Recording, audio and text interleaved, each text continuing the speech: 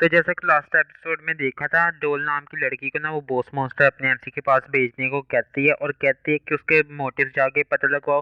और वो कहते हैं मैं हॉनर हूँगी एगनो। तो एपिसोड के शुरू में जॉब होल्डर कोऑपरेटिव की बिल्डिंग दिखाई जाती है और कोई कह रहता है कीपर की इंफॉर्मेशन के बारे में 24 घंटे में क्लियर हो गया। और दूसरा कहता है ओसम तुम्हें क्या लगता है वो एक बेटा टेस्टर है। और दूसरा कहता है यहाँ तक कि एक बेटा टेस्टर के लिए भी ये काफी ज्यादा मुश्किल होगा, ये अच्छा होगा अगर हमारे पास और इन्फॉर्मेशन हो। और हमें याशी को दिखाया जाता है जो कि ये सब सुनने के बाद कहते हैं कीपर जिसने ये 24 घंटे में एक डंजन को क्लियर कर दिया, क्या अजीब नाम है। और तभी ना एक लड़की अपनी हयाशी को बुलाती है और कहती है मैं जीना हूँ कोऑपरेटिव से, इधर कुछ है मुझे जो तुमसे पूछना है। ये ब्लैकफुट से रिलेटेड है, तुम भी उधर से बाहर आई हो ना। और हयाशी कहती है मैंने पहले ही सब कुछ ब्लैकफुट के बारे में रिपोर्ट कर दी है। और वो कहती है ये प्लेयर कीपर के बारे में है। और अपनी हयाशी ना ये सुनने के बाद कुछ देर के लिए शौक में चल जाती है और उसे अपने एमसी की याद आती है और वो उसके बारे में सोचते हुए कहती है उसके बारे में इंफॉर्मेशन जिस जो भी डंजन क्लियर करता है उसे काफी ज्यादा टेंशन मिलती है। उसे पता चल गया था चीजें इस तरह से निकल सकती हैं। और फिर वो बताती है नहीं है वो ऐसा बताती है वो सोच ही रही है, वो बस हमें बताती है कि एक मिस्टीरियस लड़का जिसे मॉन्स्टर मदद कर रहा है माइक के लिए, उसने खुद के सीक्रेट्स मुझे बताएं इसलिए कि मैं सुजुकी की एग्जिस्टेंस के बारे में दूसरों का नाम बताऊं।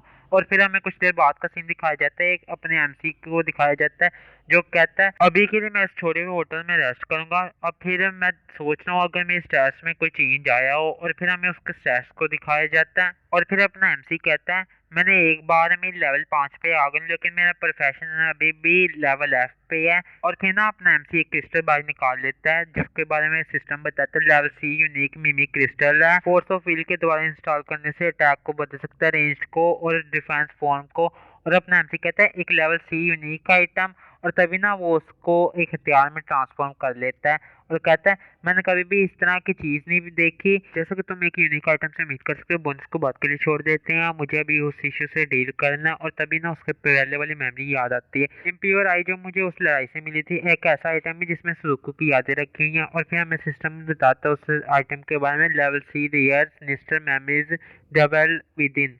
और अपना एमसी कहता है सुजुको। और वो पूछती है हाँ। और अपना एमसी कहता है मेरे पास तुम्हारे लिए एक तोहफा है, इधर आओ और अब तुम कंप्लीट हो सुजुको। और तो वो कहते हैं डैडी। और तभी ना उसे कुछ होता है और वो बहुत ज्यादा हंसना शुरू कर देते हैं और कहते हैं ये अजीब महसूस हो रहा है। और अपना एमसी कहता है क्या इनक्रेडिबल पावरफुल प्रेजेंस है। और तभी अपना एमसी सोचता है रुको उसकी मेमोरीज में फादर मैंने क्या अगर उसने मुझे उसके फादर की तरह देखना बंद कर दिया। और वो पीछे से ना डैगर निकाल देता है और तभी ना सुकू इसकी तरफ आना शुरू कर देता है। अपने एमसी सोचता है कि शायद ये मुझे पे अटैक करने आ रही है।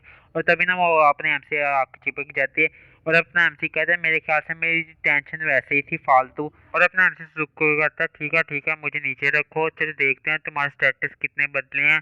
और हमें सिस्टम बताता है सुजुकी का प्रमोशन हो गया, वो अब एक लेवल 1 की मॉन्स्टर बन गई है। और तभी ना अपने एमसी के हाथ से ग्रीन कलर की एनर्जी निकलना शुरू हो जाती है और उससे बहुत ज्यादा दर्द होना शुरू हो जाता है। और अपने एमसी के साइड इफेक्ट्स फिर से ये इस वजह से क्योंकि मैंने फोर्स ऑफ व्हील इस्तेमाल की है, मेरा इस पे पहले कंट्रोल तो आया था। और तभी ना अपना एमसी नीचे गिर जाता है और सुजुकी टेंशन लेते हुए कहते हैं डैडी क्या हुआ। और हमें हमारे एमसी का हाथ दिखाया जाता है जो चेंज हो गया होता है।